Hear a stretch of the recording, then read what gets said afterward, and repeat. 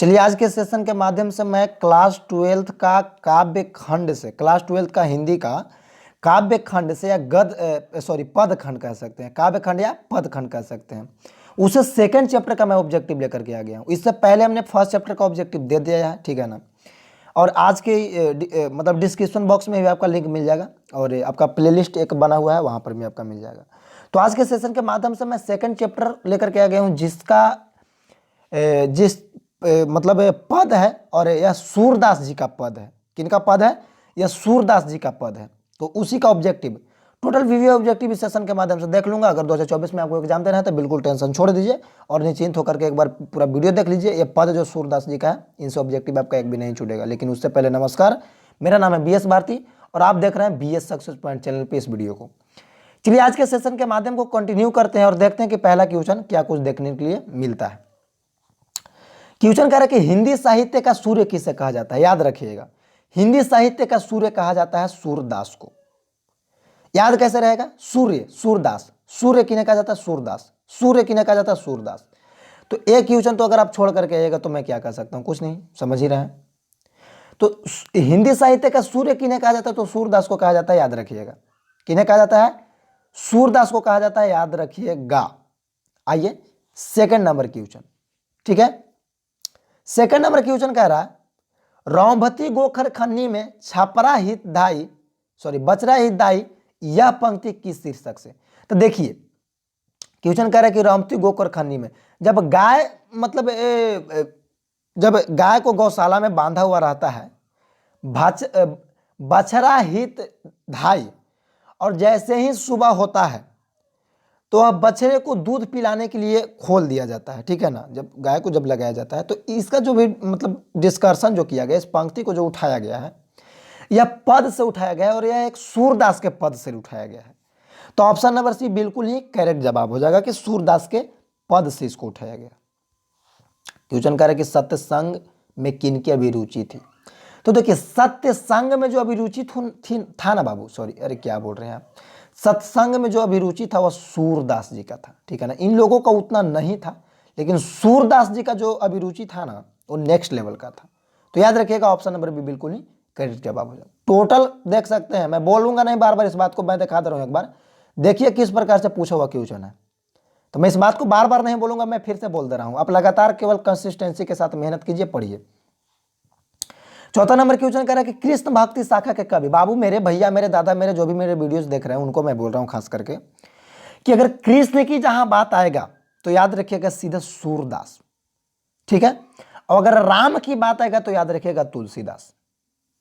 क्या बोल दिया हमने? सही बोला कि अगर कृष्ण की बात आएगा तो सूरदास याद रखिएगा और राम की बात आएगा तो तुलसीदास। तो क्वेश्चन कह रहा है कि कृष्ण भक्ति शाखा के कवि तो सूरदास, सिंपल भाषा में। नेक्स्ट क्वेश्चन कह रहा है कि सूरदास की कौन सी रचना है? अरे यार सूरदास के सूर सागर हो जाएगा, और क्या हो जाएगा? कड़वक तो मलिक मोहम्मद जायसी जी का, छपै नाभादास, पुत्र वियोग सुभद्रा कुमारी चौहान, पुत्र वियोग सुभद्रा कुमारी चौहान, छपै नाभादास, कड़वक मलिक मोहम्मद जायसी। लेकिन ऑप्शन नंबर जो डी है भैया मेरे, ये आपका हो जाएगा सूरदास जी का। तो याद रखिएगा ऑप्शन नंबर डी बिल्कुल ही करेक्ट जवाब हो जाएगा।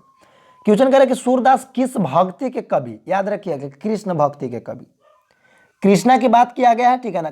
खाली कृष्ण राधा के प्रेम के बारे में यहाँ पे डिस्कशन है जी, ठीक है ना।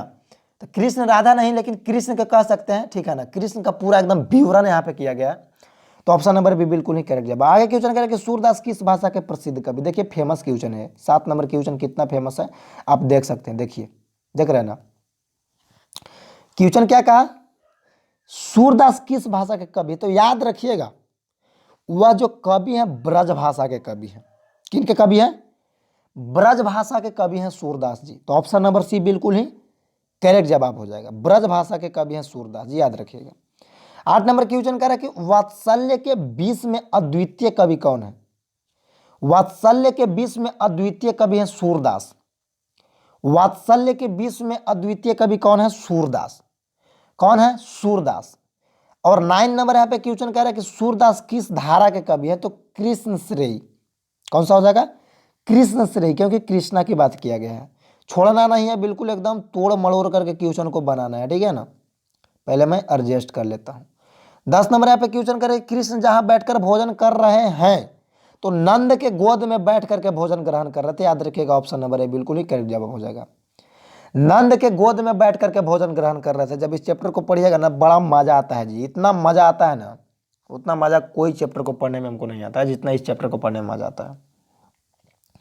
11 नंबर क्वेश्चन करके प्रस्तुत प्रथम पद में कृष्ण को किसकी सूचना, तो भोर होने की सूचना दी जा रही थी। कौन है जी, सी में भोर होने की सूचना दी जा रही थी। याद रखिएगा प्रथम पंक्ति में उनको भोर होने की सूचना दी जा रही थी। मैं फिर से बोल रहा हूं, याद रखिएगा ये सब फेमस क्वेश्चन, मैं जितना बार फेमस कहूंगा उतना बार कम पड़ेगा, मैं फिर से बोलते रहा हूं।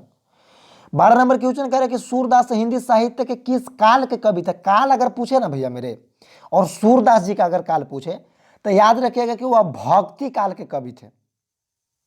देखिए याद कैसे रखिएगा, वह कृष्ण के भक्त थे ना, तो काल अगर उनसे पूछे तो भक्ति काल, काल अगर उनसे पूछे तो भक्ति काल, क्योंकि वह कृष्ण के भक्त थे। तो इस प्रकार से भी आप याद रख सकते हैं।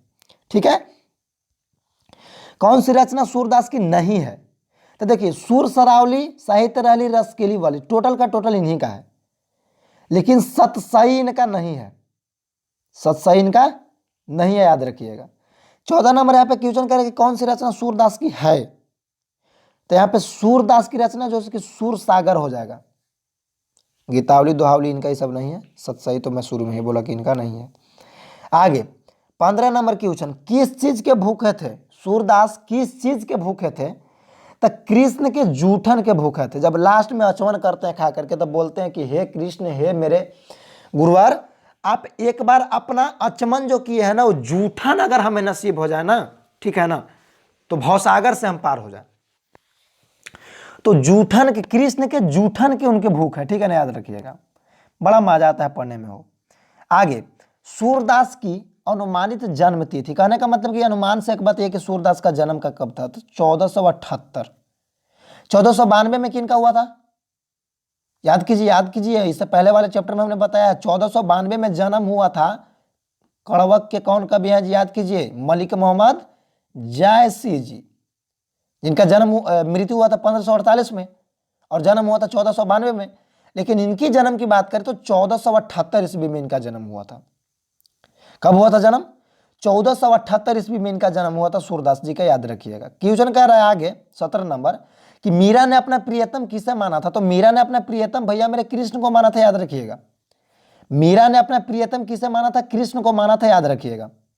और 18 नंबर यहाँ पे क्वेश्चन कर रहा है कि कछुत खात कछुत धरनी गिरावत छवि निरखत नंदरानिया में कौन सा अलंकार है। देखिए अलंकार यहाँ पे पूछा गया है, तो यह जो है कि अनुप्रास अलंकार है।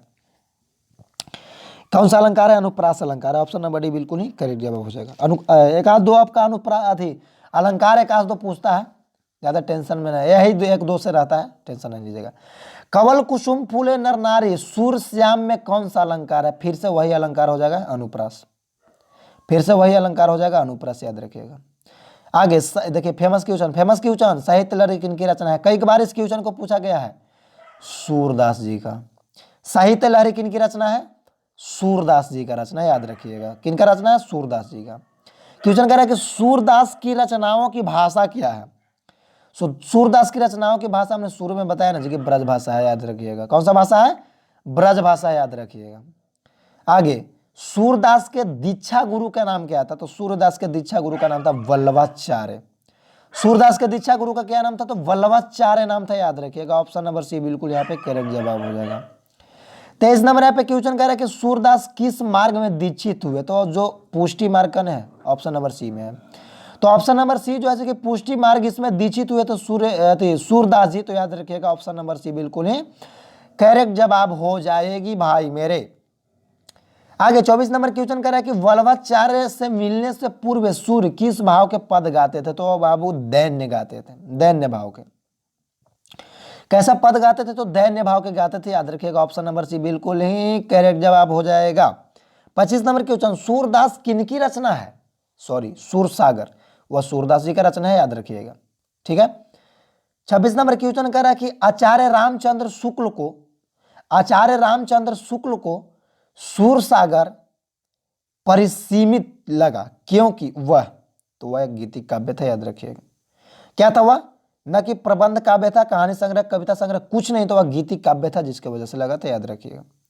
27 नंबर क्वेश्चन करे कि राधा रस के लिए किन की रचना है? अरे यार करने गया सूरदास, यार मारो ना यार, ऑप्शन नंबर ए बिल्कुल इनकरेक्ट जवाब हो जाएगा। 28 नंबर यहाँ पे क्वेश्चन कह रहा है कि सूरसागर किस भाषा के कवि थे? अरे यार कितना बार पूछोगे, कितना बार पूछोगे? 28 के बाद और क्वेश्चन है जी। अरे 28 के बाद और क्वेश्चन है, कहने हम पढ़ा रहे थे जी। हाँ चलिए 28 के बाद और क्वेश्चन और क्वेश्चन और क्वेश्चन और क्वेश्चन और क्वेश्चन और क्वेश्चन और क्वेश्चन मिल जा मिल जा मिल जा। हाँ 29 मिल गया, हम तो सोचे कि अब नहीं है, बट देख लीजिए 29 नंबर क्वेश्चन कह रहा है कि सूर सागर के संकलित दो पदों में कौन सा रस है? वात्सल्य रस करेंगे। हाँ देखिए वात्सल्य रस क्या होता है ना कि उसमें आपका मतलब एक बालक कहने का मतलब है कि एक माँ और बेटा का प्रेम का रस जो होता है ना, वात्सल्य रस, ठीक है ना। तो जब जसोदा जो मैया थी, नंद रानिया की थी, नंद की जो रानियां थी, ठीक है ना, और कृष्ण जो थे उनके बीच का जो मतलब प्रेम का जो दर्शाया गया, जो पे रस है वही वात्सल्य रस होता है, ठीक है ना। तो याद रखिएगा इसमें रस की अगर बात करें तो वात्सल्य रस। किनकी रचना श्री भागवत गीता की पद्धति का द्वंदात्मक स्कंधों में हुई है? ठीक है, तो सूरसागर जी का याद रखिएगा, सूरसागर जी का याद रखिएगा।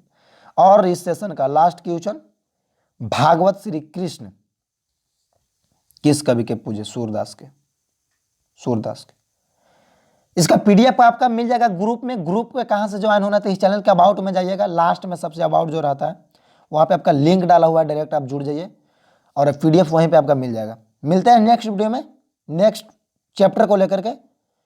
तो इससे पहले वाले चैप्टर का डिस्क्रिप्शन में लिंक है, पर देख लीजिएगा, बहुत ही मजा आएगा। दिन को 2024 में एग्जाम देना है, चैनल को सब्सक्राइब भी कर लीजिएगा अगर मन होगा तो, बरियारी नहीं है, ठीक है ना।